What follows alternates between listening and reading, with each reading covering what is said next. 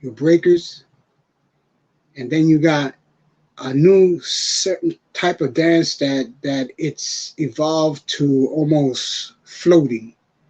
So for me, if they only really did their history, took a chance, because a lot of them don't wanna. They wanna go straight into. They wanna become a fucking superstar right off the back. They don't wanna fucking go and find the roots of where the dance came from. They don't wanna. They don't wanna hear no story about an old dude that used to b-boy or they used to rock. They don't want to hear it. Uh, um, I get tired of telling people, yo, the footworks are the first, The basics, first, foundation. the first power moves. Your baby swipes, and those are first power moves. And people be like, nah, but that's where's the air? And I'm not talking about air moves. I'm not talking.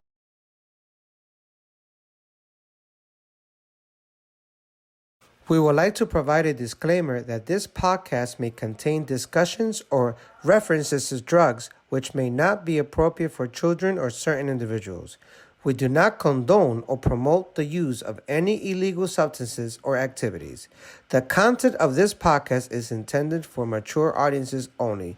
We strongly advise parents or guardians to exercise caution and discretion before allowing children to listen. We also remind all listeners to comply with local laws and regulations regarding drug use. Thank you for your understanding. The show starts in 10, 9, 8, 7, 6, 5, 4, 3, 2, 1.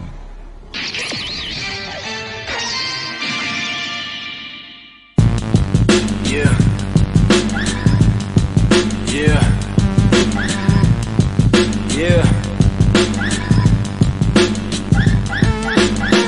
We apologize for any audio quality issues in this podcast. Due to technical difficulties, the recording may contain audio distortion, background noise, or other imperfections. We have done our best to mitigate these issues, but some may still be present. We appreciate your understanding and hope that the content of the podcast is still valuable and enjoyable for you. All right, ladies and gentlemen, welcome back to Flash Talks, history worth listening to. This evening, I have a special guest, and let's say we could consider him my uncle, Erick Diaz, aka Aby TBB 183. He's a pioneer dancer and one of the first B-boys to emerge on the dance scene between 1970 and 1980.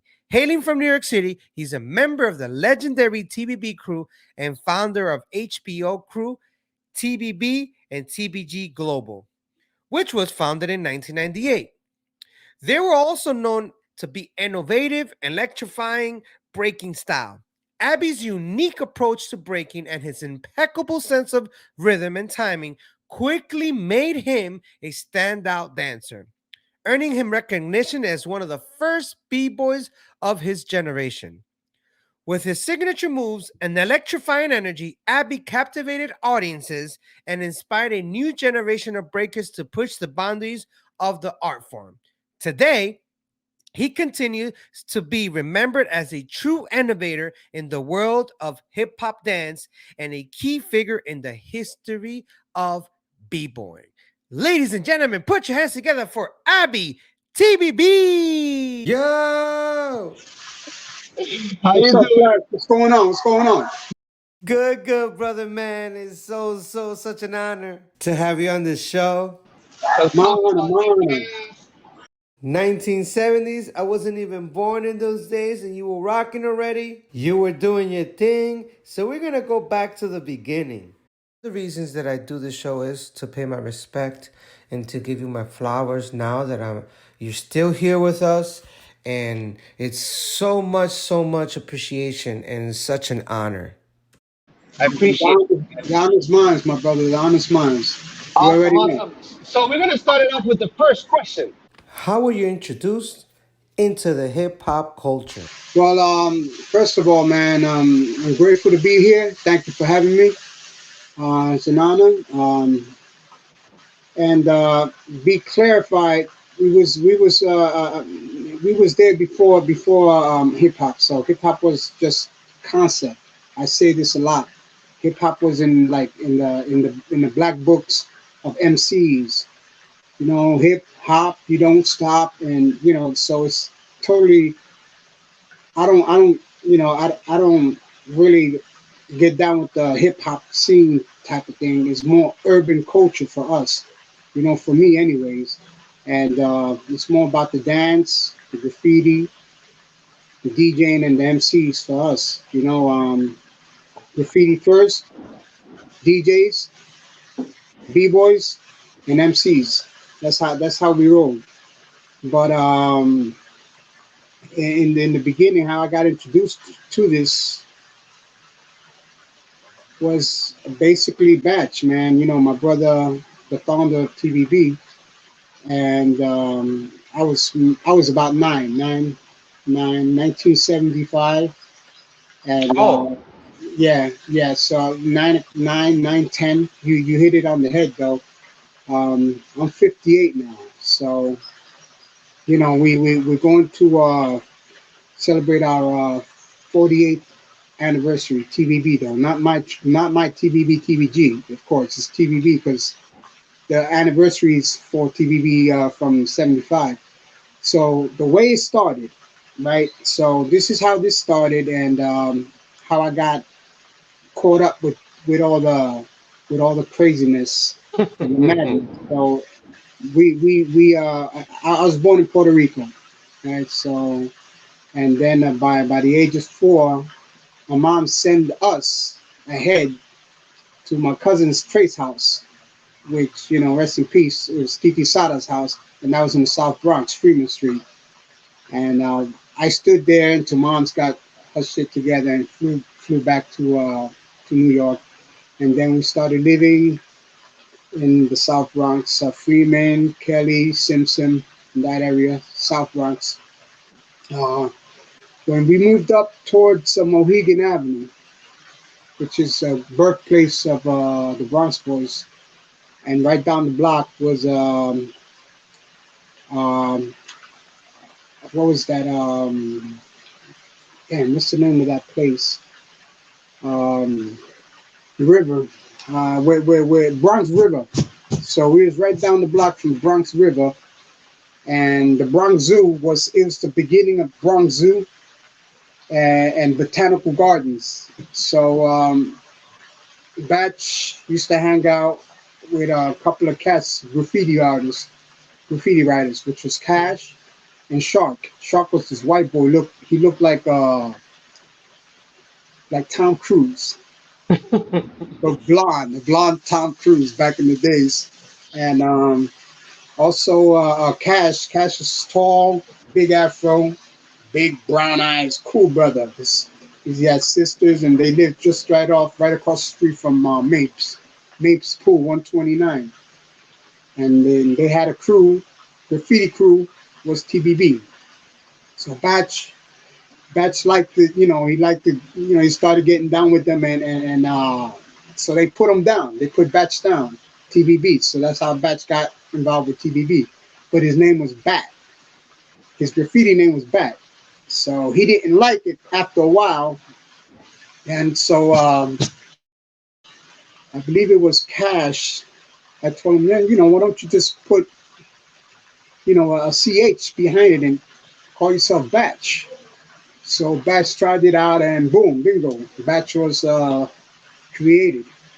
Uh, in Batch's own words, see, because a lot of the times I wasn't around because I was a shorty.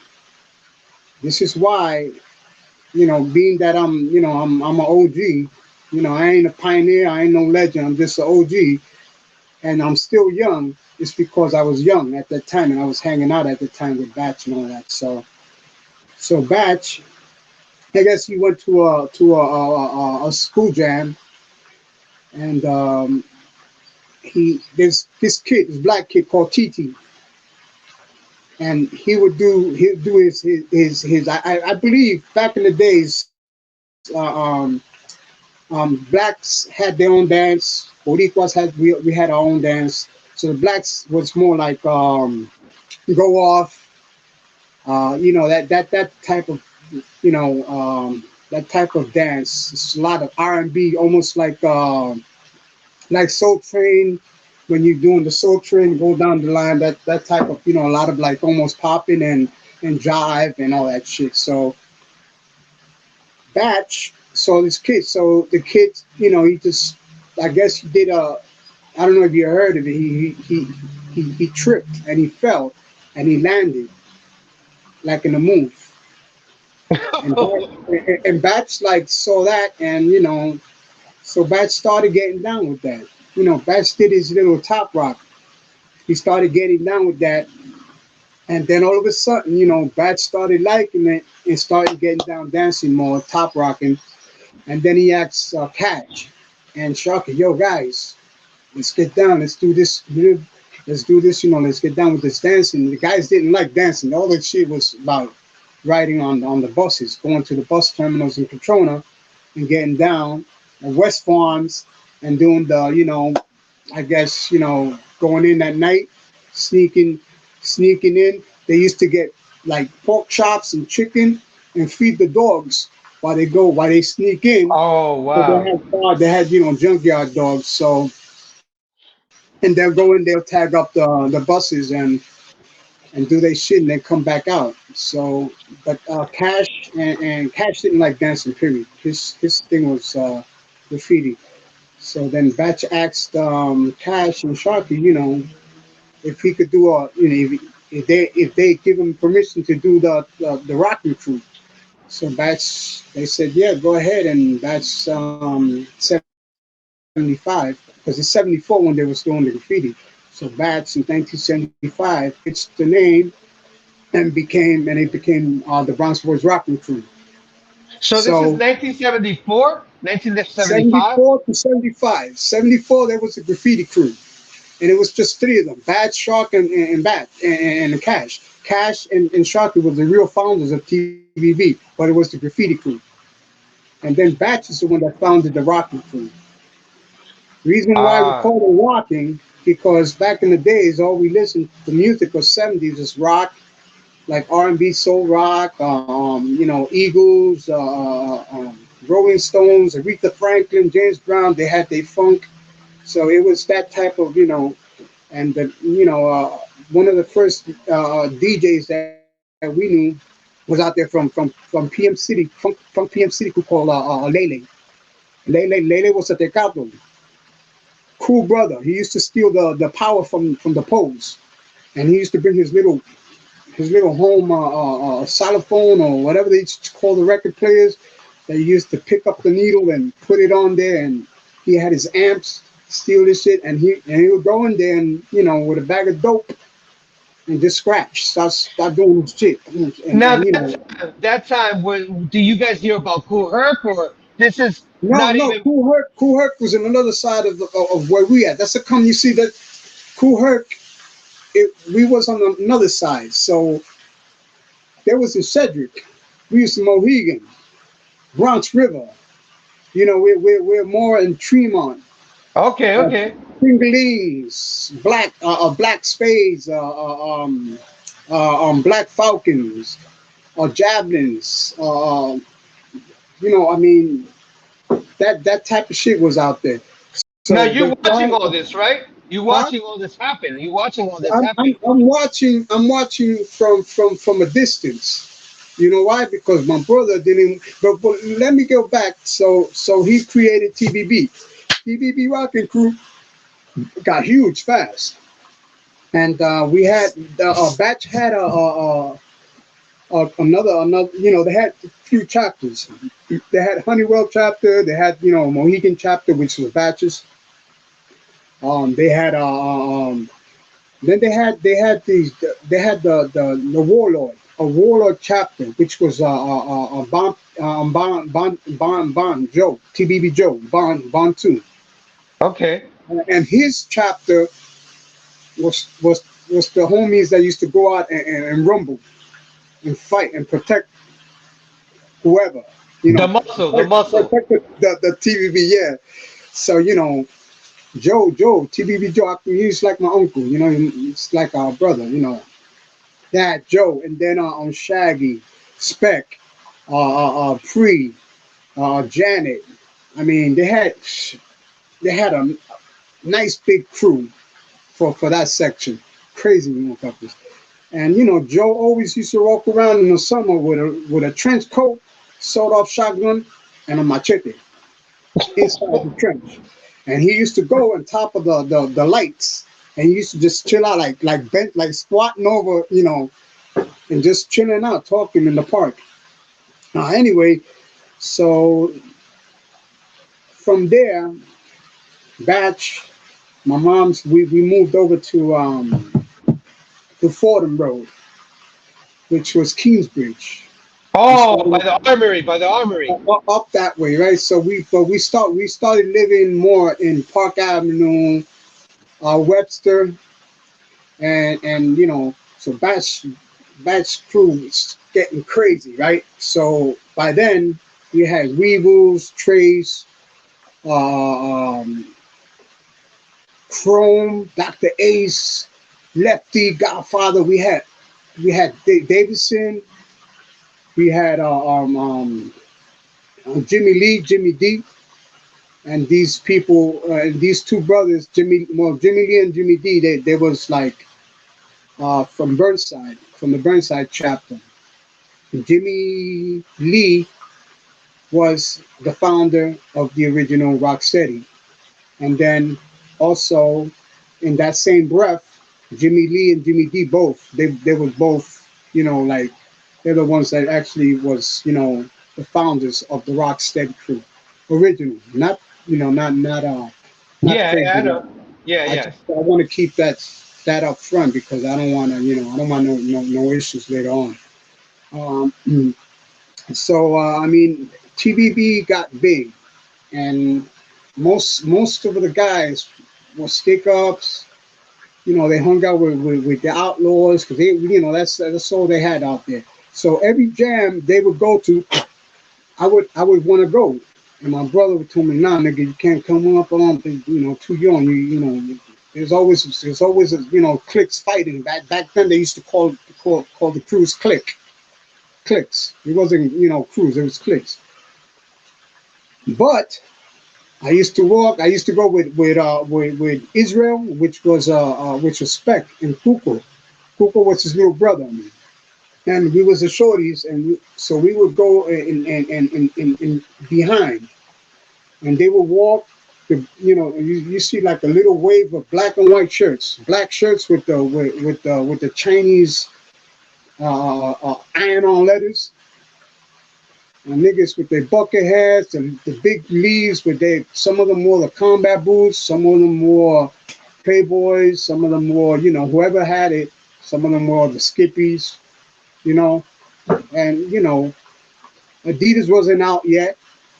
Pumas is out, and Super Pro Kids, Royals, and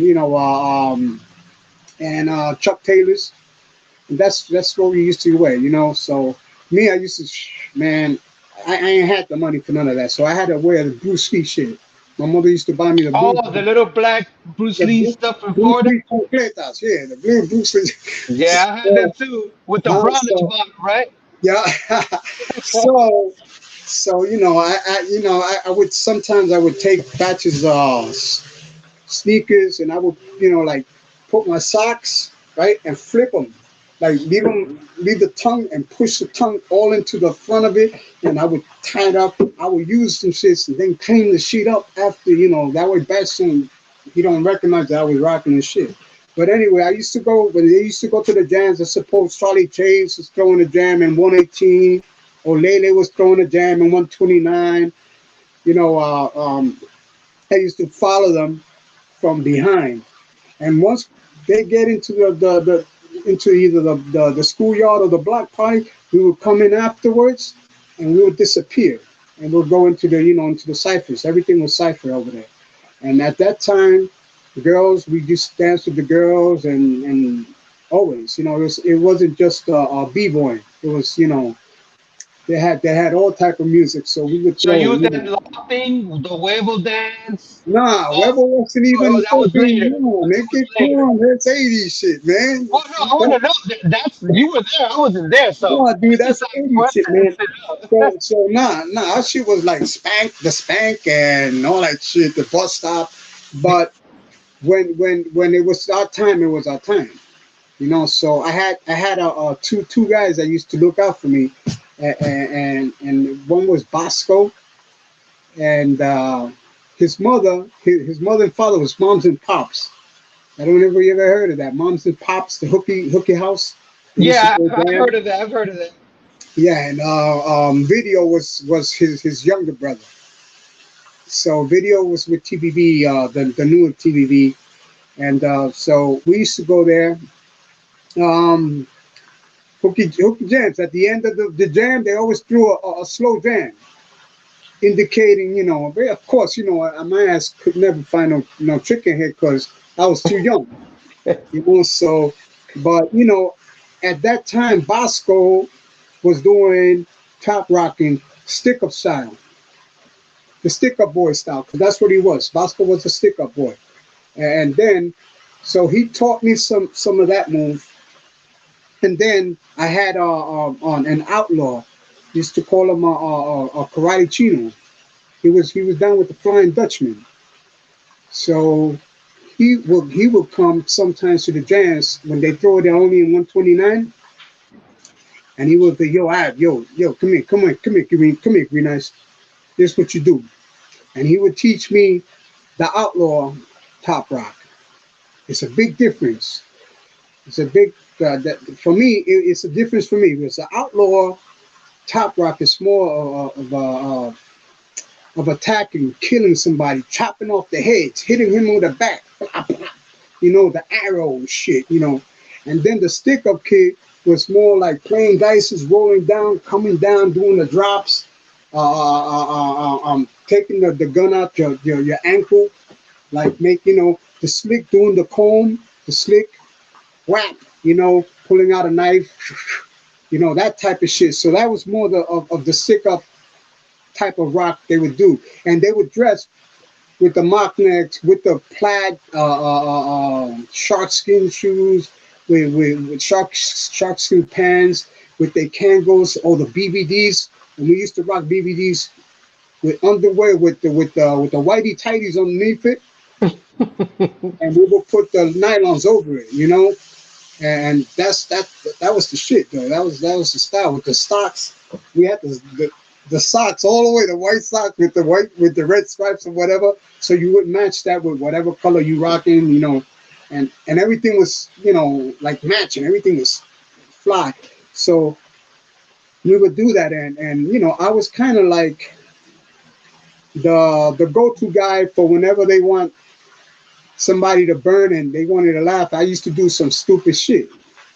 So I would do like the dog hump, or I would turn around, shit on his leg, then turn around, smell his feet, and then turn around and drop dead.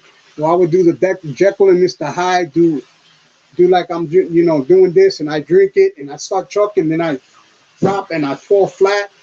I turn around, I hump the floor, blah blah blah, that type of shit, and people. The cipher, they would laugh. They would, so the dude would be, so I would burn people like that. That was burning. After that, I started, I watched, I don't know if you guys ever heard of Happy Days. Of course. Alfonsi. So I grabbed, one of my moves was, the Russian step, right? Mm-hmm. But now I just found out that wasn't the Russian steps. That wasn't from Russia. There was more of a Ukrainians did that. That was a Ukrainian dance. But now, by now the Russian steps stuck to me. Mm-hmm. So, but I want to make that clear because I know a lot of my boys from the Ukraine. They'd be like, "Yo, Ab, that's not right. That's crazy." And I'll be like, "Damn, I didn't know. Yeah, I didn't know that shit." So I did that, Russian steps. I put that into my dance. Also, I did the helicopter. which is one leg going like this, hopping over the leg, right? Also, you see, like kung fu, they be doing Oh, that kick. yeah, yeah, right. Okay, all right. So that, and I got that from helicopters in my head. Just, but then after a little while, I switched the name to Around the World because I started doing it one leg and then the other leg, the other way, one leg, the other way, one leg. So it's Around the World, and that was another one of my moves. I I did my snake in my stomach, and I would I would like swallow. I would take his head and swallow it, and I don't know if you could. I would do this, and my shit would go like that. Oh, It would go yeah. like that, and it would make, and then I would throw him up and just spit him back into his face. I also had another one that I did with my ear. I can't. I don't think I could do it no more. And I would go like this and it'll pop. But I did it a couple of times on a couple of videos. But I mean, there's several shit that I did that I took ideas from. Dr. Jekyll and Mr. Hyde. I got that from Dr. Jekyll and Mr. Hyde, of course. Also, another thing that my brother caught up with. He did a move called the cork spin. So you spin around on one leg, right? You spin around on your leg all the way, and then it looks like a corkscrew. But actually, that was from Spider-Man. Oh, the So original Spider-Man, right? From yeah, back in the days. the cartoon Yeah, the Spider-Man. cartoon, yeah. The cartoon never moved. It was just a it was just a picture of a and they'll talk, and then they'll switch the. It wasn't even moving. That's how not even color, but that was the dance. That's how I got introduced to the And how because old of were my you brother. there at that moment when you were learning all these things? Uh, How old do you think? I was 9, 10. Oh, so you 9, still, so this is happening all in 1 year, two yeah, years? yeah. Well, that's when I started. With 74, I wasn't hanging out with bats because I couldn't go to the bonds anyway. I was still in fucking. That was so. That was 8, maybe 8, 7. I'm I'm not sure too much of the age, but it was close to that age. But definitely was some from 74. I was 7, 8, 9, 10. In that age is when I started really getting down and going into the jams. And then after Bass got tired of pushing me away, that's when he started letting me get down, and I How got many down. years is Batch over you? Batch is 61, I think. So I think he's 61. And then I got my older sister. She's going through some stuff right now, and I prayed, that she gets out of that. And then it's me, and then because there's like 17 of us, bro. Wow, Yeah, bro. 17? That's that Yeah. Puerto Rican family type of Oh, thing, my right? dad. Nah, my dad did his number. He did the numbers of two other ladies. But we're the first batch. We're the first ones. And we kind of like the legit ones because mommy was married to him. So I got a bunch of brothers that right now we're getting to know each other more and more. So okay, so here we go. In 76 ish, we're up towards Fordham Road.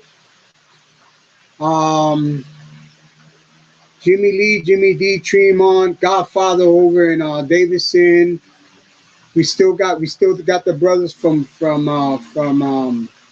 TBB Joe from Mohegan still out there. And the funny thing about it is when Batch broke up TBB, Joe never knew nothing about it. So TBB was for Joe. TBB didn't finish, so he was still doing his TBB thing with his crew. But little, Batch back up here, up in the other side of the Bronx, 77. Shit got real hot. People started, going to jail. Cops started looking for brothers, and so Batch had to break TBB up. And that's So 1977, the blackout. 77, bro, and that's the year when when um when Jimmy Lee and Jimmy D they came up to the meeting in St. James. That's right there on Kingsbridge, Mm-hmm. right by the Armory, and they all Yes. met there. I wasn't there. The They all met. reservoir, Yeah, right? yeah, yeah. Behind the reservoir, yeah. Mhm. But on the Armory was more on the Kingsbridge 193rd side. The That's reservoir was correct. more up 90, 195th, 196. Mm-hmm. Sure.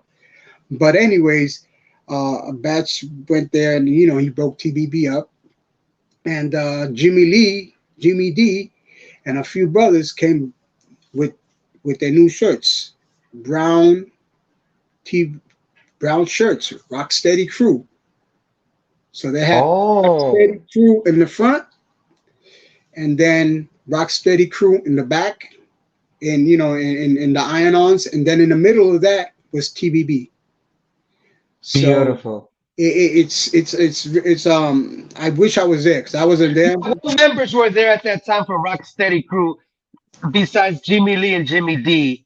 Who you saw and you remember at that time before the other cats that came after Jimmy D and them? Well, they got a lot of shit that they say out there that several of members that never was in Rocksteady, that were Rocksteady, but the homeboys that from TBB, that when Batch broke up TBB, they went was Weebles, which is El Mac. He's the one that created the hang glide. Uh, um, Jimmy Lee, Jimmy D. I mean, JoJo. Um, there's several cats that got to Rocksteady original. Let me see. So that shit happened, and at that same time, 77 came. I got out of that, and I started doing, hanging out with non b-boys, non rocking, cats, Mm-hmm. and I was going to Roosevelt. So 77 came and went, 78 came and went, and and then in 79 we was already up in. I was going to Roosevelt in 80. At 79ish, I started doing HBO, and we started doing the it wasn't, that's not the name of the dance, the Weber. That's Okay. the Weber was the clothes, the style. Oh, okay. The Weber pants, the cut Yeah, up the big t-shirts, pants and then the hat, yeah, the stuff the you big put on your. t-shirts, the glove, the feather in the ears. That was the Weber style. The dance was lofting. Ah, so lofting is the dance to the huevo style. Lofting is lofting. The Weber is the style we used to rock. Big parachute pants, a parachute jacket. Some people wore hats, the big Chinese hats. Mm-hmm. Some people, I mean, we had the creepers, we had the Weber boots, the Robin boots, suede with that Mm-hmm. look like Robin boots, and that type of shit. Smoking dust, that was the shit. Smoking dust. And this is late 70s. People are like into dust, all sorts of different drugs. I could imagine. They had before crack was bass. They had bazooka, which was a pink bass that used to smoke that. They had Christmas trees, black beauties, uh, uh, uh, quaaludes. They had horse quaaludes. They had yellow jacks. They had all these pills, up downs. They had the mescaline, Michael Dots, acid, blotter. They had all that shit. So we used to pop Damn. all that type of shit. And that's why And you guys were so creative, just doing random things. I have no idea So you because don't remember. It's like a I don't phase. remember when I was getting high. I don't remember shit, dude. I don't remember when I got shot. I don't remember when I went in. I broke into a car over by PAL on Webster, and it was a van, and it was a fucking Black Falcon's car. The owners, they caught me inside sleeping. The police said. And Oh my wow. jaw was like this. My jaw was tight. I was kicked, but it was like 50 pounds away. And I was Wow. sleeping in the van. Back in the days, they used to have them dope ass vans that they used to hook up. And I went in there and I slept. And they woke up, and I woke up, and I was in jail. I was in the hospital with a handcuff, broken jaw, broken arm. A lot of shit, man. So let me see. So anyway, where was the HBO turned out in less than a year? I had over 1,300 people. In New York City alone? And nope. In I had in 5 boroughs. In the five boroughs, we had the biggest fucking crew. I my this how we this okay this how we did the HBO. My boy Victor, his name is Victor. He used to go by the name of Plot, PLOT, right? Plot. And we used to hang out in Tracy 168's building. That's in the corner of Kingsbridge and Poe Park, right across the street from Poe Park. And we hung out there. My mother lives there now. It's crazy shit, but my mother lives there now. So back in the days, that's when HBO first started, the home box office. So we're trying to get into, because they always lock the doors. So we're trying to wait somebody, or we ringing bells.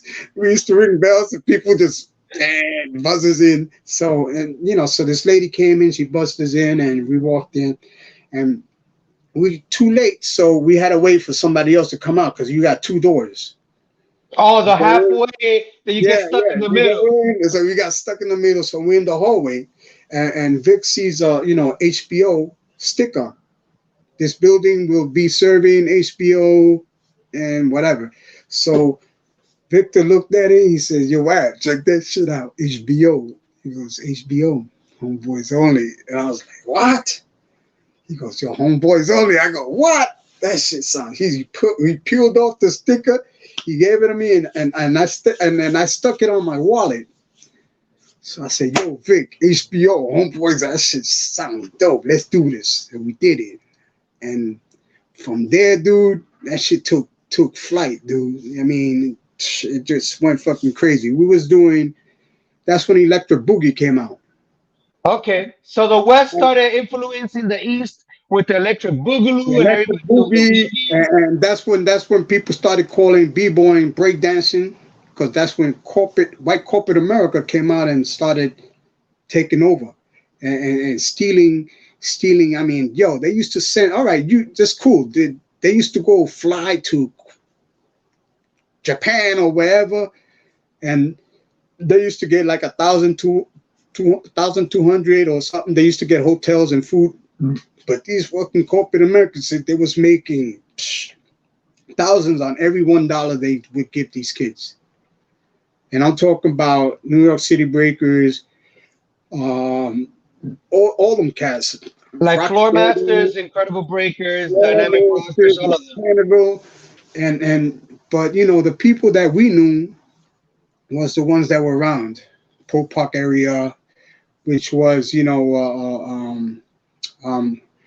what was his name? From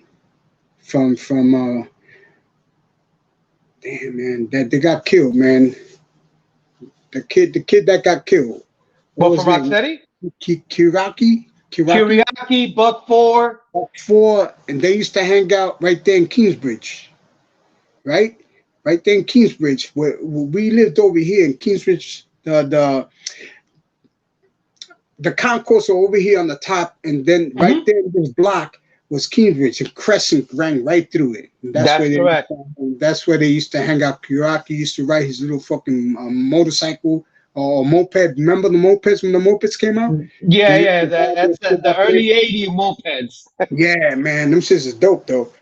So yeah, I mean, and that's where I met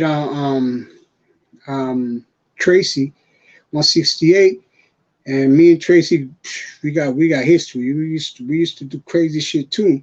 This is what I'm telling you is history, not of the b-boying or not of the breakdancing or nothing. It's the history that we went through, that what inspired us, and what happened within those time periods. You know, it's the true history and what happened at that time. The drugs, going, getting shot up or going to fucking jail. Every 2-3 days I was in fucking in 161st, fucking, Well, at locked. the precinct in the Yeah, BX. yeah, bro. 161st. They had a name for that shit. I forgot that shit, man. But Now, they now, had who your like at that time? Your outlet was basically having my fun, however my you can. outlet. My outlet was chicken heads, smoking dust, getting fucked up. Every Wednesday we had a meeting in Pope Park, and I had the Pope Park. I was in the house, right? The little white, not Edgar Allan Poe house, but the little the whatever they call that shit, the little dome. And I Yeah. would go up there, and I would have two boxes, right? And we would connect the two boxes and put one tape, and you get sounds for the two boxes in one tape, right? We would and jam, and then we would have our meeting, and I would have that whole section full of HBO, and everybody brought $2, and we would go write down in the book. We had the black book. Who paid? Who didn't pay? You paid. You paid. You late? You owe me double. You owe me $4. You got to pay. Boom, boom. We used to do that. Collect that shit. That money, we used to go across the street and get cases of OE, or either OE private stock or Croaky 900, whatever the niggas wanted to drink. But that's what we did, yo. And then we would go and send a homeboy on a cab and get five, like a bundle of dust, and bring it back, and we get the cigars and do coolies. Boom, roll them up and just smoke and get. Yeah, and then we used to go to Devil's Nest and do our shit. Break night, Saturday to Sunday morning. Get out from there to go to Pope Park. Wait for a little bit until the sun came out, and take the bus to Orchard Beach. Stoned. I'm talking about. Wow. Now, I did you ever mean, run into like the ball busters or the black spades? yeah, You yeah. run into Well, them? Were well, you nah. guys The cool with black them? space. Yeah, the black space. They were gangs, so they Yeah. wasn't they ain't fuck with you. But we ran into a couple of ball busters, a lot of ball busters at that time, but in separate occasions. And But y'all were cool with them?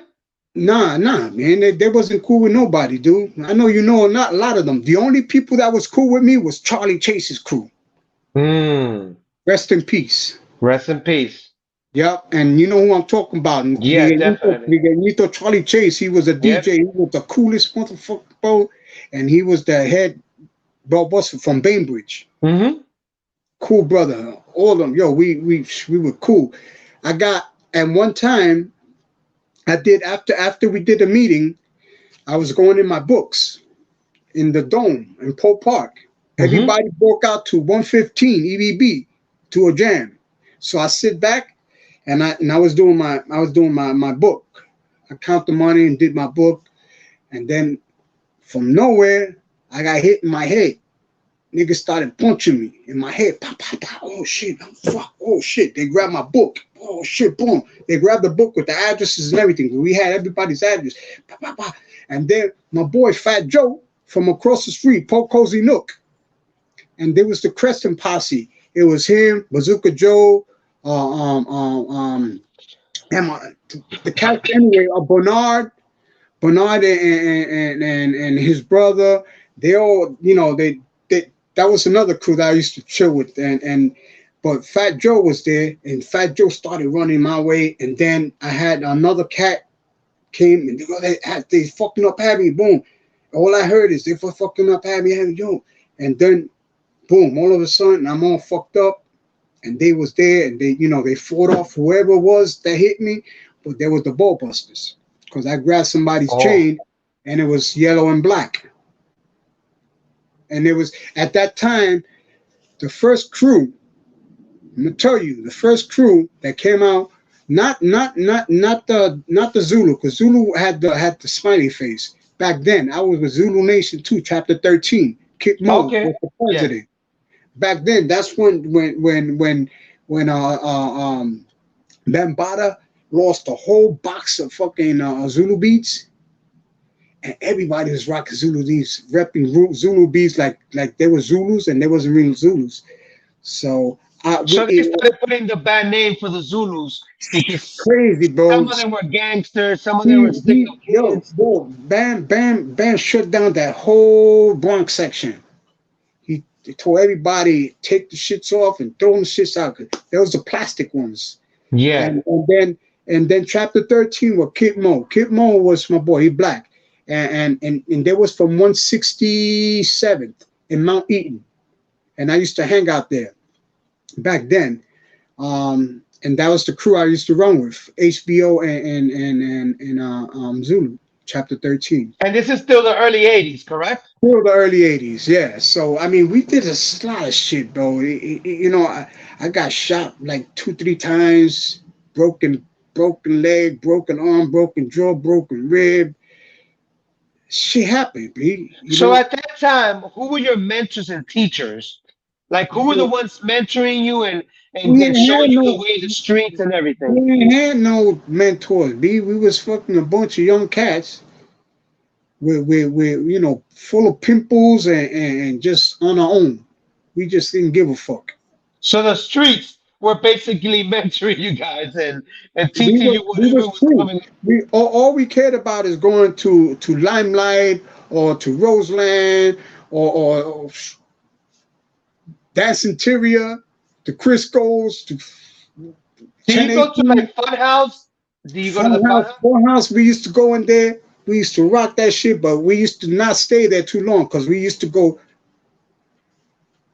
My boy Vic used to get into all the clubs for free. So we used to go and roll and just go. We used Now to go you guys go deep. deep, man, deep. We Like used to how run many? 20, How many? 20 of us, 18 of us, not mentioning the girls. The girls would come and meet us later on. We had a problem. We went to I had when WBLS used to throw a Webo, what was it? It's called a freestyle Webo contest. I go in there, and that was in Roseland. We used to go. I went over there, right? Yo, they got it's $500. You get a limo ride anywhere you going back to the Bronx or whatever. So I went with a bunch of us. We went up there and we doing the Webo, and everybody, whoever was in the contest came in. Boom. At the end of the day, I won. Right? Oh fuck! Well, I got the money and won the. We got the car and the girls. And then Ballbusters came, but they just pissed off or something. But they punched the shit out of one of the girls. So oh shit! So we all see. Vic ran up. He knocked one of them. He knocked them out, and another motherfucker came from the back and hit him in the head with something. And we was all just scuffling. So I said, "Everybody, let's break the fuck out!" Boom! So everybody starts running down, and then the girls behind us. So we put a bunch of the girls in cabs, right? I lost the fucking ticket for the limo, but I had the money though. So Oh, okay. So you're good with the money. I was supposed to get a limo ride. Me and whoever I wanted into limo. Imagine going home in a limo, but that shit shut off. That shit shut it off. So we snuck in. We ran in and we ran into to I don't know if it was.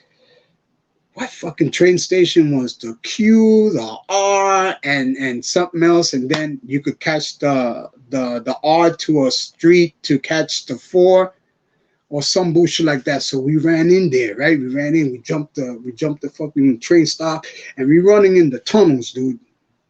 Oh, through the tunnels of the train. We running in the fucking tunnel. The girls are all right. The girls are in cabs going home, right? But we fucking running, and we stopped right for a second, and and some of them they got the grit, right? They got the grit. So we ain't run. We running for a long time, but we ain't really run nowhere because it's still in the same block.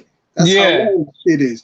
So the grit, you can see motherfuckers running. Oye, pero no para pasar, para pasar por And acá.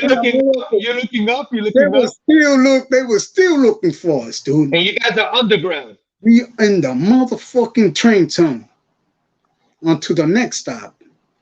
And I don't know how the fuck we got home, but we got home. And so went the story. You know what I'm saying? We made it home, and the last time when I broke up TBB was we went to Little Italy, right? They had the Italy party. So we went to Yep. Little Italy, and we was all fucked up, drunk. So they started fucking with us. The Italians started fucking with us. So we started taking the police barricades. We started swinging and whatever. And then a bunch of my homies broke out. They ran. So they left about 6, 7 of us fighting by ourselves. And the girls wanted to chill with us and fight. And I was like, so I had a bullshit Saturday night special with fucking maybe a couple of shells in it, no fucking bullets, only shells. Yeah. It was front. It was a front. Was it taped up? Huh? Was it taped up? Nah. That shit it was all right. It looked like a Dick Tracy gun. So we started running back. So we ran back to Pole Park because it's up the block from Pole Park. Like, you know, you got a couple of stops on the train to go to, for the festival. And so it's going towards up more White Plains, that area. But it's on the concourse. It starts in the concourse and it goes down to the Little Italy. And there you see all the pizzerias, all the, the little restaurants with the motherfuckers in the front playing, chilling out, smoking their cigars with their bowling shirts. And you could tell the motherfuckers are gangsters, though. Shit, what? But anyway, that happened. And we got back, man, all these motherfuckers in the park chilling like nothing happened. And, what the fuck why y'all niggas broke out on, bro? You know what? Everybody take off your fucking beats. Take off your fucking beats. Take off your fucking... Everybody took off the beats. I took all the beats. I threw them up in the trees. And that's when I broke up TB. And this, what year is this? What year do you think? I think it came out in 79, 80, 81, about 82-ish. About 82-ish. So all the movies like Beat Street, Breakin, none of that has came out yet. None of that came out yet. What about Star Wars and Wild Star? I don't know because I don't know. Remember, we wasn't with the B-boy shit no more. And not only that, you're not watching TV all the time. You're in the streets doing your thing. In the streets. We going to fucking Devil's Nest or everywhere we went to dancing or and getting high or going playing handballs at St. James or you know what I'm saying. So it was a point of our lives that we chose the drug over anything and everything. So it didn't matter. Didn't matter. So now, what would you tell yourself if you could go back to being a kid again? So let's say if you could go back to you being 12 years old back in the days around that same time, if you could teleport yourself as Aby right now and talk to that kid, what would you tell that kid? And this is for the listener and the kids that are watching this, so they can I would tell them do the same shit, bro. Do the same shit. You know why? Because if it wasn't for that Aby, I wouldn't be who I am today, papi. You know what I mean? I'm more humble. I'm a father again. I'm got a good wife, got grandkids. I got 2 daughters. I wouldn't be who I am. So that one, I wouldn't have this if I wasn't who I was. And I liked Aby. The Aby Aby was a cool cat. He's a good dancer. He had all the chicks.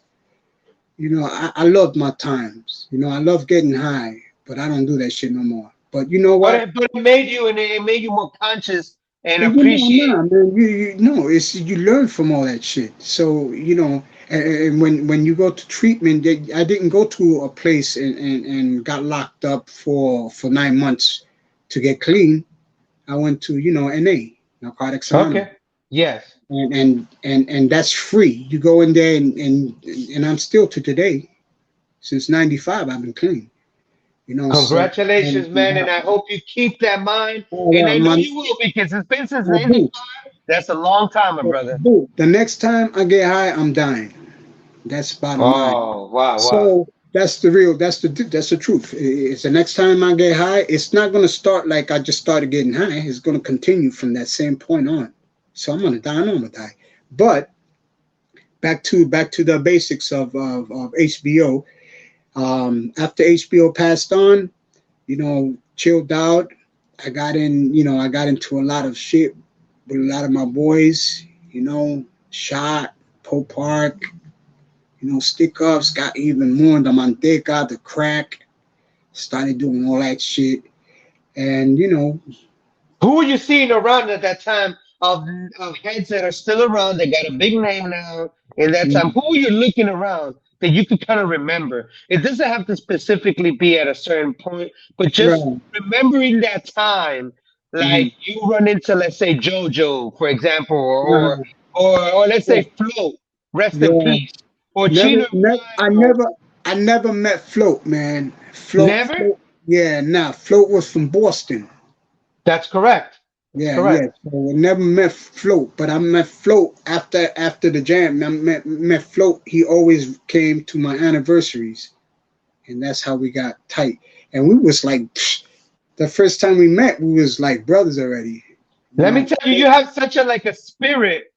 I don't Mm, know if it's because it's the time of the time you guys lived, hmm but when I first met Flo and I first met you, I felt this amazing like love of just life. Like Yeah, man. like when I met you, I was like, man, this guy's like so full of life of but so much history you have. And I Mm, felt the same way with Flo. So I'm assuming, and this is me just thinking of what I saw, yeah. you guys have similar like soul, like that good heart. Like, everyone could say that about Flo, rest in peace. And Float, it's the same way with float you was, when I met you, man. And look, you're saying that right now. You guys became like brothers. It's yeah. so beautiful. And I can It, see it, why you guys it's became funny. that. It's funny. You know why? Because back then, we had laws in the streets. Loyalty, honor, respect. You don't see that shit no more. You don't see people rep. Like acknowledging the OGs. Like Which we, it goes we, straight to that conversation and the question in the current state of hip hop culture right now. Mhm. What is something you would like to change? Because that's the conversation we're going into. You're Right. basically going right into that because the current state, you're saying Mhm. no honesty, no loyalty. Like, what is something you would like to change that you see right now? So Like, you what's you happening? yeah. So look, you got your B-boys, you got your breakers, and then you got a new certain type of dance that it's evolved to almost floating. So for me, if they only really did their history, took a chance, because a lot of them don't wanna. They wanna go straight into. They want to become a fucking superstar right off the back. They don't want to fucking go and find the roots of where the dance came from. They don't wanna. They don't want to hear no story about an old dude that used to b-boy or they used to rock. They don't want to hear it. Uh, um, I get tired of telling people, yo, the footworks are the first, The basics, first, the first, foundation. the first power moves. Your baby swipes, and those are first power moves. And people be like, but nah, but that's where's the air? And I'm not talking about air moves. I'm not talking about motherfucking 90s. I'm not talking about 80s. The first floor rocking, the first foundation, TBB was created. That created the floor rock. And I say floor rock, that is the first power move. I ain't saying that it's fucking Air Halo. flares or none of that stuff, right? I'm saying the footwork is truly the first power moves. Because without that, if you couldn't, you can't just go into the to a dance floor and not have footwork. You understand? Your first sweep is you're gonna come down, you're gonna do your top rock, and you come down, you're gonna swing that leg. That's a power move. That swing leg is gonna bring you to your swipe. Your swipe is gonna bring you to your halo. Your halo is gonna give you to your head spin. So whatever. We was doing this shit before the head spin. There was no fucking head spin. Everything was schematic. We bit from a dog humping or somebody climbing a tree or somebody playing dices. You know, we incorporated everything that we saw. We played it. We played the part. You know, I mean, we took from the blacks, from the brothers. We took it and we bung it down. We gave it flavor. We put the mambo. We put the motherfucking salsa up in that bitch, and we dropped it. We went to the floor. And we stood in the floor rocking from the top rock to floor rock, and now b-boying, breaking, fucking air moves, the threading. That's another beautiful dance. You know, I mean, shit evolved. So what I would love for the b-boy or the breakdance industry to really take a look and where this came from. Where did this dance? What fucking brung this to the? How you started doing this? Why you started doing it? Why? Because we didn't want to fight no more. We didn't want to fucking rock somebody. Batch met up with Zulu in what was it, Park Avenue? They had the Zulu Nation. And people saying Zulu Kings. It's not Zulu Kings. Zulu Kings wasn't out in 73. Wasn't so in 77 and went Batch. And that's when actually Bambaataa was getting known out there with the Zulus. That's 77. And that's when Batch, matter of fact, 76, bicentennial years, when it started the first hip hop tour. When Bambaataa, and who was the first? Could you tell me who was the first Zulu Kings? The first Zulu Kings? I wouldn't tell you. Rocksteady, dude. Oh, so they were the first Crazy Zulu Legs. King. Oh, like Frosty All Freeze. niggas. Frosty, those were the first Zulu Kings, B. Because that's when Zulu Kings came out. When they went into to Japan to the war tour with Bam. That's what they tell me, and a lot of brothers from Zulu tell me this. And I go and I cross and I talk to Johnny Juice Zulu. I talk to Aki, another brother from TBB that he's a big Zulu Zulu head. I mean, he's a priest almost, like he takes that shit seriously. That's his life, and he told you right there, you know. When the shit started getting known was in 76, 77, bicentennial year. That's when I told him, yeah. Because I remember hearing from a lot of the brothers that Bam actually won a grant, a beca. Yeah. He did a essay. Like a scholarship, like a. And the first time he won, he was supposed to go somewhere to Italy or something, but then he lost that. He didn't go. And then after that, he won another one, but this one was to Africa. That's where he met Zulus, and that's how he became inspired. And he brought that Zulu shit back, and that's when Zulus was. And that was you know, I'm not even gonna say no years, but I'm just saying, you know, Black Spades was 73. All right, cool, but that was in Zulus. Black Space is Black Space. You know, it carries on though. Like TBB 75, I had that for a minute, but I switched it because I don't want to carry my brother's crew. I see what you're saying. This is not my brother's crew. It makes so much sense right now. You're saying that. You understand me? This is not my brother's crew. My crew, I came back and asked for permission in 98. That's why I got TBB. So right now, TBB, who's running it besides yourself? Just that's my crew. I don't run nothing though. I don't run because my crew is my family. Everybody in my crew, I meet we eye to eye. No big eyes, no little U's, my dude. My crew is my crew is my family, and I give from the wackiest dancer to the non-dancers, to give them opportunities to come in with open arms to a family that's going to teach them, or they're going to, So I got 53 chapters, Bob, around the world, right? And Wow, they're 53 not, chapters? they're not big. I think more, but they're not But big. that's still good around the world. Come on. Look, they got maybe 5, 6 in one chapter, 12 another, But I got from Indonesia to Malaysia to Florida, the Bronx. I mean, I go to I go anywhere. I got Italy.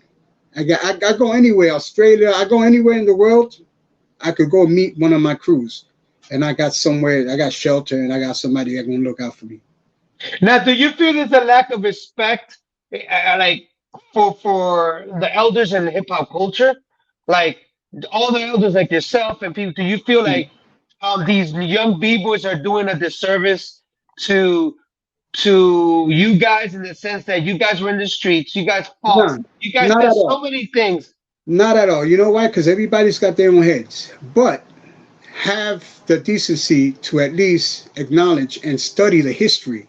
At least read it. It doesn't have to be our history, the Bronx Boys. It could be history from the 80s, history from the late 70s, 90s. That's history. That's still history. Yesterday is history. So everybody's got history. Look, every fucking body in the you say hip hop culture, but I say our culture. I just say the culture because Yes, the I culture, believe in, everything. I believe in my culture, and we are urban culture. It's an urban culture. This is our culture, urban. It wasn't hip hop. Hip hop Correct. is hip hop is formed from white corporate America. Wow, that's That's how I see it because that's hip hop. Everything under the hip hop umbrella, b-boying, webo, freestyle, popping, locking, that's all breakdancing. culture. Okay, I see That what you're saying. that's breakdancing all together, right?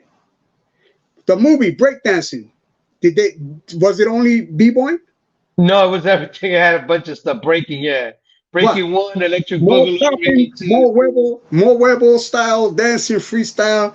It was Because like you maybe a said, couple. the Come on, corporate man. America saw that and used it as breakdance. Man, Wow. dude, they And you know came and what's so they just, crazy, Abby? Me and uh, Incredible Josh, we've had conversation about this for so long, and some people look at us weird because sometimes we talk about, the like. I have this platform that's mentioning the hip hop culture, and it's of course for the generation that right, doesn't really yeah, understand.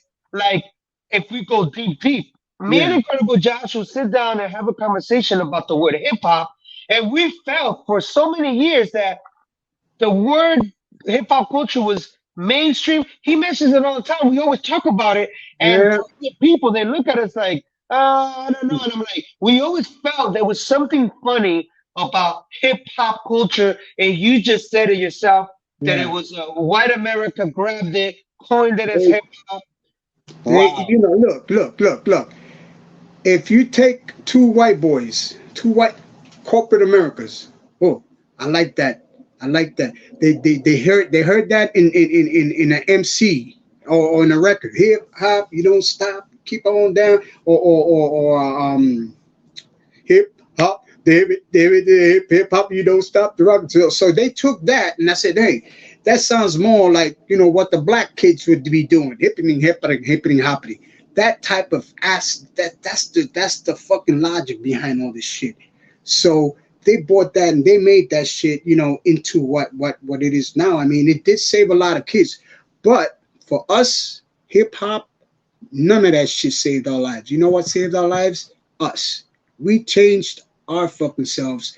We Wow. started dancing. We started getting away from a lot of shit, but we were still getting high. But if it wasn't because of our dance culture, the urban shit that we did with the graffiti, with the DJ. Which at that time you're not mentioning it as hip hop culture. You just mention it as just culture. It's a culture. That's all it is. Because everything that says is hip hop, it's our culture. Graffiti, art, that's our culture. Dancing, salsa, merengue, soul, all that shit. Jazz, ballet, that's a culture. Graffiti, art, that's our culture. MCing, that's philosophy, that's poetry, that's our culture. And niggas don't understand that shit. They think it's all about the fucking now, all the bling bling, and they rocking all the big cadenas. And no, it's not about the ass. It's not about the money. It's about the culture. It's about what grew out of it. How we took our anger and put it into the floor, or put it behind the paint, on the train, on the bus. Just being scared doing this shit on a train at night. You can't see shit. And then to go to a train station and watch your fucking picture come out, or in your tag up come out, and you say, damn, I did that shit in the night. No light, no nothing. You know, I could have got killed, electrocuted, fucked up by a guard or the dogs. Or even other gangs will come up and stick you up, and so many things can happen. Yeah, this is why these kids should learn what we went through. Riding a fucking bus in the back. You know what I'm saying? Going and scraping cans, lead cans, and doing the pump shit. You know, that type of shit. You know, playing fucking skills. Even handball. Playing skillsies. You know, I'm talking about Manhunt. Talking about Johnny on the Pony. Yeah. You know, we used to play Johnny on the Pony. I would just go around and step on shit.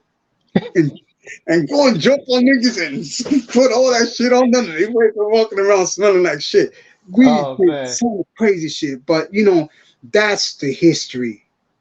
That is what is our culture. And this is what, you know, but what it is now, it's evolved.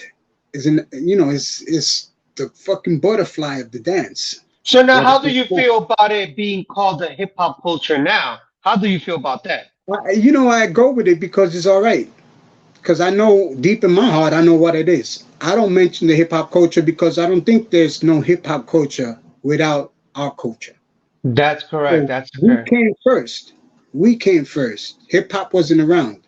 And that's why I have a brother like yourself that was there before hip hop culture was coined. And I don't understand every documentary that I've seen since I started getting into this in the early 90s. They always coined it as Africa Bambaataa and Cool Herc. They named it hip hop and this and that and this. Now, do you think it's because white corporate America was coining it at Cool Herc and Bambaataa? They really created it. But I don't think Cool Herc has nothing to do with that white corporate America. Cool Herc was one of the really first fucking pioneers out there doing it in the fucking park, or doing his jams in Cedric projects. Yes, 1520. Yeah. Yeah, yo, dude. You know, he is. Did you attend any of those parties? Never did, because we wasn't from that block. We wasn't from that area. And you can't go into that block at that time, right? You don't go into nobody's block. I don't give a fuck who you is and how deep you rolling. You can't go. If you're gonna go, you're gonna go and you're gonna rumble. Period. Wow. Or you gotta know somebody from the projects. You know that. If you're from 1520 Cedric, if you're from that same spot, everybody, that's a family. That anybody from any projects, you could go any fucking way. And you're in a project, and people know you from this project. They're gonna let you all right. You can walk in your project and you got no worries. Somebody else come up in there, try to do something stupid, they're gonna get had. You know, so it's the same thing with the blocks. Our block was Mohegan. Our block was Mohegan. You go down the block, it was Bronx River. and that was black space type shit. So you don't just go around there flying colors because they're gonna fly your ass out in the coffin or something. So you have to respect. And back then we had to become, in order to be all right, you had to become a part of. If somebody was doing dope, you had to get down with dope and do a bag of dope with them, because if not, then you gonna be ghost. You can't get down. You not So fucking down. it was like you pretending that you're better than them if you're not doing that with them, No, right? no, no, no, no. It's like it's just you had to go with the flow. It was the law of the motherfucking times. You don't get down with us, you don't get down with us. So the movie I The used to flip Warriors, through. did it Yo, portray? Go ahead, huh? go ahead, go ahead. Say No, that no. again. We learned how to sniff glue. 25 cents. We used to go 25 cents, put it in a white paper, in the brown paper bag, and squeeze it in. Fucking outlaws taught us that. And that's a Wow. quick high. But I used to go home with glue all around here. My mother says, what the hell is that? And my breath smelling like fucking, ¿y qué es eso? Y mommy's from church. Mommy's a Pentecostal, bro. And I Oh used to go to church man. and everything. Bro, and I would go, my eyes is fucking shot, or drinking the fucking Wild Irish Rose or the fucking Night Train in the black fucking, in the back of the fucking burnt out buildings, singing with a bunch of the homeboys, you know, my dad's friends singing doo-wop and all that shit. That was the shit. Wow. So I learned from little. I hung out with either my stepdad, right? Because my dad wasn't there until I hit 30. That's when we found him again. Oh But wow. my Was he step, caught up too as well? huh? Your dad was caught up too, and then that's when you saw him like No, years later? nah. Mom moves away, and back then they had no telephones, no cellular. Ah, that's correct. So dad went crazy looking, so he went back to Puerto Rico. He had no other choice. But then my sister and my cousin, they started looking and they found that 30 some odd years later. So, Wow. and we got really young. That's how I found out I got like almost 17 brothers and sisters. So it's kind of like Well, I got, you got a long list of time man, that you have to spend with each and one of them so a and lot, just yeah. catch up. A lot of catching up. So back to the question, that what would I want from the new cats, from the new b-boys, from the new breakers, Yeah, and everyone in I the culture, I in the I culture. wish they would at least give us an opportunity, not just us, everybody else, study your history. Like I said in one of my and when I got interviewed in one of these, Documentaries? yeah. So I said, what was it that I said? I said, if you don't know your culture and if you don't know your history, your dance don't mean shit. It's lost. That's what I'm trying to say. Because that came out of the blue. I mean, that's the first thing I thought about, and it just came out, and it just came out of my mouth. So, Abby, this is a question. If you meet a dope B-boy or B-girl, and they're like, you're looking at them and you're like, damn, these kids are amazing. Yeah. And then you go up to them and you ask them about history and philosophy, and they don't know nothing about nothing, just what they're doing. How you feel about that? You can't feel no ways. You know why? Because everybody, this is how it is now. Everybody's jumping. They don't want to do. They don't want to study. They don't do the. You know what? The Asians, they know their shit. Oh yeah, Korea, Japan, those Asians, dudes. the Asians are the number one true form of the rocking, because they go and they study that shit from top rock to floor rock. You don't see too many of them doing the lot, but they do it though. It is badass. But these people are so. I mean, I wish I had this the will they got to learn something, and how much they love the culture, how they And the respond, history. The how history. how they respond to us, master. I'd be like, no, no, no, I'm your brother, bro. No, no, no. They'd be like, yo, Master Abby. I'd be like, no, dude, no. Legend, no. Hell no. No, So how do no, you feel no. about the our own Americans, our own peoples don't have that same They heart don't. and hunger like them? How do You you know feel why? about Because they have everything. It's like it's given to them. This. It wasn't. so they're That's the being difference. ungrateful. They're ungrateful, the Americans, basically. I'm not gonna say I'm grateful because then I'm gonna insult people. I don't want to do that. Now I'm just saying that they overlook it or they never was taught, so it's not important. Okay, I see. So it's not important for them. But there are a lot of people from the states that are really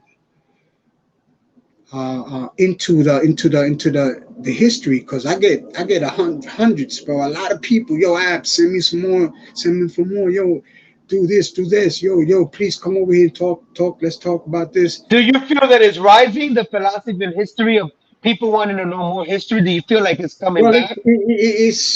it's leveled because the same as what's coming back right now or what's happening right now. It's more of of the culture being raped again with a whole bunch of Which different shit.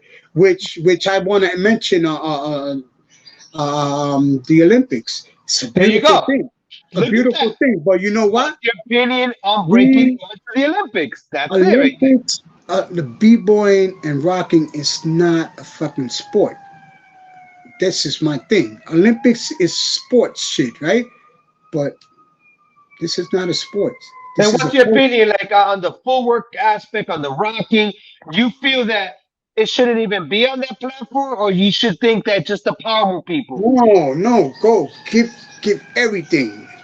Give everything. The only thing is they need to get judges that been through it, that know what to look for in a competition, and not look at just. You got a lot of kids out there, dude, that just go up into the middle. You seen it? They go into the middle of the cipher and right away they don't do shit, but they start doing windmills or they start doing flares. And They start flying. they don't even got no fucking style. They do a couple of little quick things, but nothing, no style. They don't look at the fucking their opponent. Their hand gestures, nothing, no hand, just a sloppy ass going in, but they nasty though. They fucking nasty. And all they need is a mentor. All they need somebody is that's going to drill it to them that they need to get. Because you know why? When you know your history, you accept and you could embrace the dance more, and you get better not only by the dance but by your head, by your mental state awareness. You I can't explain it. You know everything. You know the history, you know the dance, so you embrace the dance, so you become a better dancer, not only just dancing but teaching, passing it on, passing it on, passing it on. So the more seeds you hit, the more seeds you breed, trees grow, flowers bloom, pollen comes out, and here goes another set of fucking b-boys, b-girls, breakers. I don't know, man. All I wish is that they would really look back and at least go into, if they want to go into these books that the funny thing about historians, most of the historians learned the culture by someone else, or they read about it. They did not want wear our shoes. They fucking walked in our shoes. They ain't been through. They ain't got a fucking hit of coke or hit of dope and danced or took a fucking pepper and acid Or, and or, danced. or something even later on Nothing. after the 80s, like in the Nothing, 90s dude. when they came back. Like me, I wasn't in the 70s and the 80s, but when I came in the early 90s, you had the rise of of course, the rise of the Latin kings, the Yeah, Nietas, the yeah, yeah, Familia, all yeah. these gangs. We had to fight them all the time. Me being a Zulu in 93, 94, Mm-hmm. under Lucky Strike, rest in peace. Right. Rest in All peace. these, Yeah. yes, all that was happening. It was crazy. And you remember New York, right before Giuliani came into power, it Yeah. was nuts. The early 90s was crazy, and I was scared of going out. And every time I go out, it kind of, I remember some of my uncles and family that would tell me, man, this is getting back into like the 70s and 80s. Like it's turning. But then Giuliani cleaned it up, whatever, however he did it. But He ain't a clean lot of shit cats up. didn't That experience. motherfucker. Yeah, He ain't clean shit up. He just took care of the black and the Latinos. Everything else, yeah, he ain't yeah. care. You got, He well, fucked according to the media and man. everything, he supposedly cleaned it. But when you Yeah, go to the hood, you still saw those dudes going at it. yeah, yeah. But you want to know what? I tell you something, man. This is, a lot of people say, "Damn, man, where the hell you think shit?" But it's what you put out that you get back in, right? So absolutely. I talk to a kid, and I'm gonna have a candy, or I'm gonna have a book, a knowledge, and I'm telling truths, just like the fucking lone wolf. Choose from the ball or the sword. You choose the ball, you go with your mother. And if you choose the knife, remember that shit just like Yeah. that. So you know you and if the kid takes the candy, then he takes the candy. But he takes the 1 out of 10 is going to take the book, the history, and that 1 out of 10 is what you're going to spring. And he's going to go out. He's going to tell 10 more kids, and them 10 kids going to go tell 10 more kids. So I mean, if you get one kid out of 100, you're doing your job. And if you save one kid from the streets, you're doing your job. Because look, a lot of shit happening. I don't mind the Olympics again, but the Olympics, they need to really go and take care of these kids. So if you got them in the Olympics, make sure they get the insurance for if they get injured. Or Make even a sure, salary a week, get them make paid sure, and go to make the sure, gym. make sure you paying them. Make sure you're paying them right, proper. It's just like a regular job.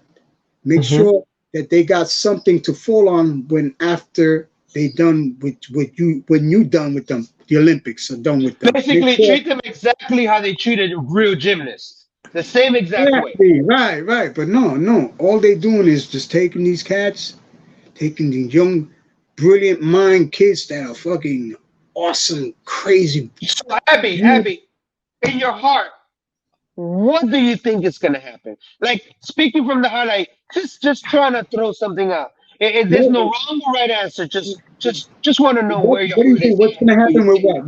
With what? With what? We're breaking in the Olympics. With Do you b-boy think? well, it's gonna b-boy is gonna always be there. It ain't gonna go nowhere. It ain't gonna die. It never did. It never did. And I think it's gonna go. It already is. It's in the movies and commercials and Everything, yeah. everything. So it's nothing I can say that's already happening. Because in the 80s, it happened already. There was It already tournaments, happened. Right, so but you many know things, what? but then it But, crashed. but back then in the '80s, the kids weren't too smart. Ah. They were more hungrier Well, like you said, for everybody the was high on fame. dope. They were all They was high or more. some shit. They was more hungrier for the fame. They was more hungrier for the fame and the traveling and the money and but the kids now, a lot of these kids, you see a lot of them. They're in college. A lot of them going. A lot of them making money. They're saving their money from these things, buying houses or doing. So now a lot of this is going to go and I think these kids are going to prosper and they're going to build on And I that. hope so. I hope so, And man. that's what I see. I think I see that. That's for sure. I know that's because I mean I don't see nothing else. I don't see If them. they I give you don't a see half of call, the people smoking or getting high the way we used to. I don't see none of these kids doing that. which is a great thing. Which is crazy. They go in, they clean. You go into the jams. Everybody's clean. They drinking a quarter. They smoke the joint. Hey, fuck it. But not what we used to do. And then half like 90-95% of them are straight up cool. They're not beef. They don't want no beef. You got that little bunch that they go out there and they want to be hardcore. A little aggressive. aggressive, and then you got those, and there's always an aggressiveness in the dance or in the culture. But sometimes you gotta back up on that little, Do you like when b-boy crews are territorial and give you back the feeling of how it used to be back in the days, and they're emulating like HBO or TBB back then, Um, like just their attitude yeah, and yeah, yeah. they Now, the kids now, they do the same attitude we had back then. Same fucking attitude. The only thing is the difference is that the ciphers are governed by the judges. Before, the people governed. wow. So right now, you got judges judging in the battle. Before, everybody ain't no have no judges. We had the people that they decided doing And it. the people knew who was the better And the dancer or people whatever. know because you hear them like, oh, and you do a fucking move and you do it and you come back up and you look at you and whatever and oh shit. So do you feel that having these judges, it makes it a little bit more limited in the sense that these three judges could be biased or five judges could be biased? Always you always gonna have a bias. I don't give a fuck who he is. I don't care. You're always a bias. It's always somebody that's gonna like this person for or he knows them or but it's always gonna be. But what they need to do, look, they I'm not gonna tell people how to judge, but the way I judge, even my own crew, I judge. I in Atlanta when we're doing loose crews, I be judge, and my crew come in here, and this other kid they go down and I not be honest, man. The other kid won. The other kid won, and my crew goes boom, and that's one thing Do that they I love feel some about. type of way? They look at you, be like, "Damn, man, we got that, Abby." Like, Damn. Nah, yeah, no, they did. I But know, you know I what? But they stay humble. One thing about TBB, TBG rocking global, that they do they study. This is how we incorporate them into the crew. We got a history. We give them the history of the TBB from back then. Who was who? What crew was what crew? Who ran what crew? Who was the first one that did this? And they have to study it. Then when they done studies, we got a quiz that we do. I think it's 22 answers, questionnaire. We that's send it so to them, dope. right? We send it to them. They take a test. They have to have 75 or better to pass, right? Whoever don't pass, they get another pass, right? You go study again. That's it. One more time. That's it. All right. So after you pass, right? You don't get a shirt and the beads right away. You got to go to an anniversary and you got to get rocked in by the whole crew. Oh. So whoever is in there, it could be people from Germany and Africa, everybody together. You got to rock against the whole crew, and you get rocked in, So and that's your then the initiation, like how it used to be almost back like then. almost like the Apache line. Yeah, yeah. So now the movie Warriors, and I was gonna ask you earlier, but I now I'm getting back to that. The movie Mm, Warriors, did it emulate kind of how it was back then, or not really? for sure. Really? It was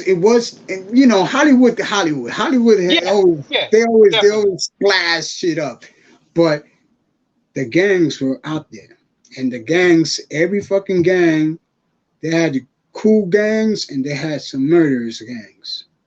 You had the baddest motherfuckers. You had the golden guineas. You had fucking the dragons from Chinatown. Golden dragons. Golden guineas was no fucking joke. They was from White Plains. All fucking. They had the Fort and Baldies. They had the damn what the fuck they was called. These people they was all fucking gassed out. I think they used to smoke fucking gasoline, breathe, not smoke, but like breathe that yeah, Inhale that. high on that. And Wow. them little they look like little bullets that they're full of air. Yeah, that's they use it Like, for air guns BB guns and shit. for the BB guns. Yeah. That's what they used to get high Is on. it But hydrogen? the Dickies, I think they were called the Dickies, and Yeah, they I used were to have some BB guns, and it had the air one. Well, them dudes called Dickies. I don't know if they used to be called, Probably it's still the same name. and the same people. And if I'm not mistaken, Flying Dutchmen were like that. They was Wow, that's crazy. really, really, really crazy ass motherfuckers. They had this one kid. They used to call him Tarzan. Oh man, this dude was fucking massive, big, trayeño, taino, real. Always walking down with his colors and real fun and like so cool, bro. The kids loved him. Everybody loved him. When he died smiling. So dad and he died smiling, dude. I know, but did they kill him? They killed him, yeah, but he died smiling though. In the coffin when we went to see him, mommy knew him and all that. But he died. He was smiling. It was a smile. Real wow. fucking big guy. They had a bad in him, But when it came time, nigga did his shit. But I missed them times. I missed the 80s. 80s was the shit. 80s was the fucking time to when the disco era came in and all that. Disco era came in the 75s and 70s. No, but I'm saying like when all that started like coming. No, but when the lofting and all that, Paradise Garage, all that, all them clubs is coming out, and everybody's dressing, like super colorful. Fucking not even, man. We're all black with the curly hair, and it's the time, bro. It's the time. There was a time after the Huevo that when Duran started singing, they came out. Okay, so you're talking about the new wave era. The new wave with the scarves. We used to rock the scarves with the what was the name of the shoes, man? Damn it. The creepers. Mm-hmm. The pointy ones with the real big rubber.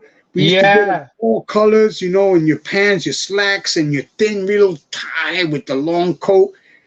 That was another fucking good ass fucking day, because I wasn't getting as high as I was when I was doing, the loft. When I got into, Duran, Billy Idol, and it's crazy because when I meet brothers like yourself that it's from that time, and I'm talking about like Chino, Brian, Sammy, Andy, rest in peace, all those cats around that time.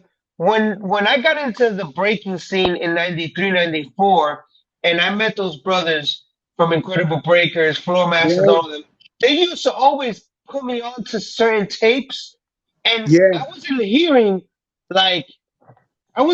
music that was like hip hop or whatever. Right? It was mostly like new wave, like Bostitch and Dinosaur. That fast, you remember? Yeah. All that shit. I used to break to that. So when I used to go to different practices, I'll put the tape on, and people look at me weird, and I'm like, dude, that's what they used to break to. They'd be like, what are you talking about? Huh? We used to break to James Brown, and I'm like, well, maybe you guys, but this is what they grew up to, and they told me they used to rock to this. And you mentioned it as well. You said Duran, the whole era. Yeah, badass, bro. Yeah, and man. You enjoyed that time in the 80s? Dude, I had the privilege of dancing, floor rocking, top rocking, lofting, hustle. I mean, I did all the dances. So I had the privilege to grow up in every era of every dance there was, and that's what made me the dancer I was, because I knew how to dance all them dances. So, and you could dance with a lady too. And in the 80s, is when I really was doing, the HBO with the popping, electric boogie, breaking or b-boying, and loft style.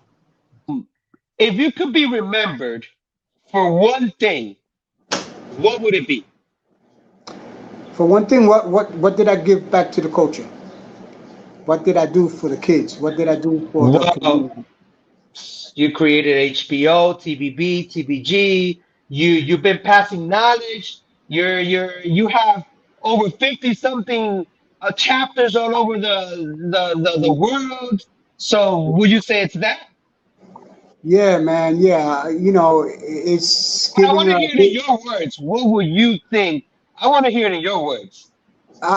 For me, when I want people to remember me by is how many people that I put together that they know each other now. So you brought all So these people how together. many people? Yeah, how many people came and they became a family? Which I started with two people, me and Trace. That's it. Wow. And now, I mean, uh, uh, uh, um, I'm grateful to have all these people, in our lives. They without them, TBB would be nothing. And I appreciate them passing the torch and holding on to the torch because we pass it to them and they pass it to their kids. And if you look a lot, if you see a lot of my posts that I put up, everything I put up, it's nothing about me. It's something about somebody or something about something, drugs or anything that's going to give somebody an idea of, oh man, I'm going through the same shit. Damn man, thank you, Abby. I get that a lot. Or or being a father, pictures of my son, the shit that I do with my son and my wife, you know, and not putting nonsense out there, like personal shit. Yeah. I try to keep it, something You that always keep it positive. Everything I see you write, uh, man, I always see positive, and that's why I love you, man, so much, and sir. another thing is we don't change the story. Never change the story. If you're gonna say something one day, you gotta say the same shit the next day. Gotta say the same shit, because you keep changing your story, and it's gonna come back and float like shit. Yeah. You understand? So you're gonna get caught up in your lies, and people try to catch me in my lies, which I don't got lies because the hell I'm Yeah, a life. you say how it is. I tell you, it's not about the shine. There's a lot of people talk when they talk, they want to talk about me, shine, shine, shine, shine. Me, I try to get away. Look how long you waited for me to come back and to come to your show. Yeah, yeah. You didn't Because really want to talk a lot I about really it. didn't, dude, because it's not about me. And people say, "Yo, well, it is." You know why? Because you did a lot, and we want to know your story. And I said, my story is the story of the culture, what we went through, what we did, what we drugged up, and how many times I got shot or I stole my brother's clothes. People learn from that. Kids learn That's from that. that's history. That's history, and that's the story I want to put out. I don't want to put out a story about me because it's not about me. It's about we, us, the family. And, and Abby, I really appreciate you putting yourself out there and saying what you did in the past because I have a lot of brothers that will not say anything they did. They act like they were angels all their lives. Right, right. They act like they never did anything. They want to keep this clean record for the public. Yeah. And I actually respect more brothers like yourself Mm. that to actually say things that they did in the past that and one of the beautiful things you said that you don't even regret it. You will do the same thing again because it made who Abby is right now. Yeah. And that stuck to me because people always think that they're perfect and when it's been hard for me to get you to do the show, but Yeah. I appreciate you and I understand why. But at the same time, I want you to take something with you, Abby. Yeah. You telling your story is gonna inspire and it's gonna re-inspire heads that that they think that they can never tell the story and change someone Yeah. else's life. It could be Yeah. one person that sees this and they go, wow, you Right. know Right. what? I'm stuck in this world of drugs. I could snap out of it and be somebody in the future. Have a Right. beautiful wife, have a beautiful son like Seven, and all that. Thank you. Like, Thank you you. know Yeah. what I'm saying? So I commend you and I appreciate you doing that. And what I'm gonna do right now, because I know you got things to do and I got things to do as well. I'm gonna give you your own screen, and I want you to let everyone know What are you up to these days?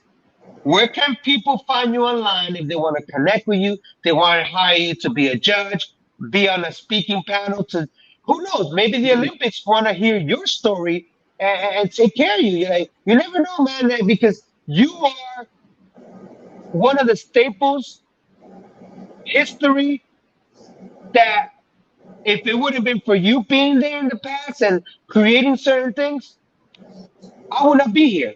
Mm. 50 something chapters around the world will not exist. So I thank you. Mm. And I say this from the bottom of my heart. I really thank you because you contributed and you set, you paved the way for everyone. So I appreciate you on that. Hey, Not I, we, not yes, me. yes. But We. you It's and yeah, other yeah, characters. You and yeah. other characters. So so Yes, sir. so Yes, let sir. everyone know what are you doing these days? Where can people find you online and connect with you? Give your Mm. shout outs and all that good stuff. Take it away, my brother. All right. So, what's going on? You could look me up in Facebook or in Twitter. Is it, hun? Instagram. I'm out there. You can see me out there. That's it. I mean, I tell all the kids, how a rock became a diamond. It's going through all the grinding and all the grinding, and when you get to that, from that coal, at the very core, that is a diamond, and that's what I wish you guys turn out to be, because you're never good when you start. You're good at the end, because when you learned all your history and you learned your dance, that's when you shine the most.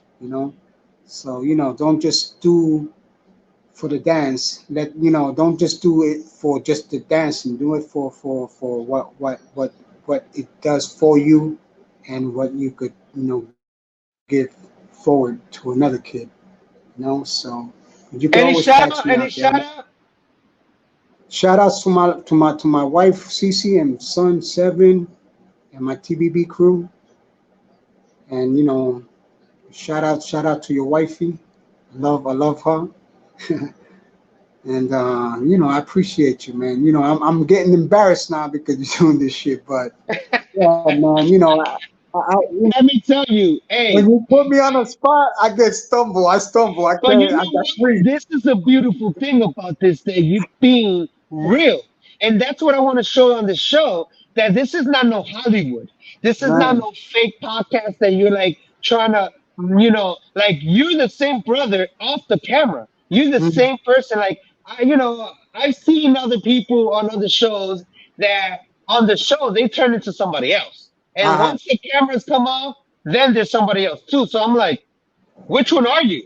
Is it the one on the camera? Or is it the one that is off the camera? But Shine, shine. you are the same person, and I know you that you know me. I'm the Yeah. same person as well. Yes, So sir. Yes, sir. and I give it all up.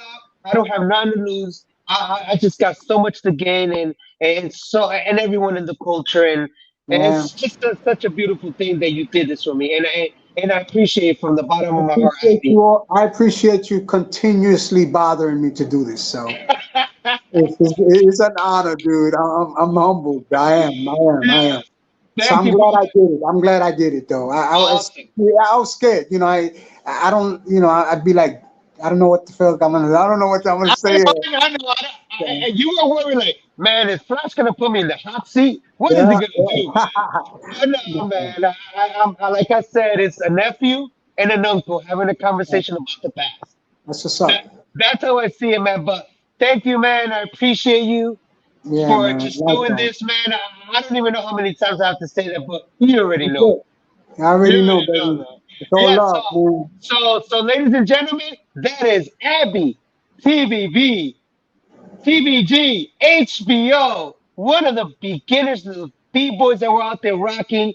And I'm Flashback. History worth Now, listening to. There you go. So you already know, brother. And stay behind for just a few minutes. I just want to say peace to everybody. Take care. And everybody, I hope everyone enjoyed this. Aby TBB. Thank you, brother. Stay behind. Peace out, y'all. peace, peace.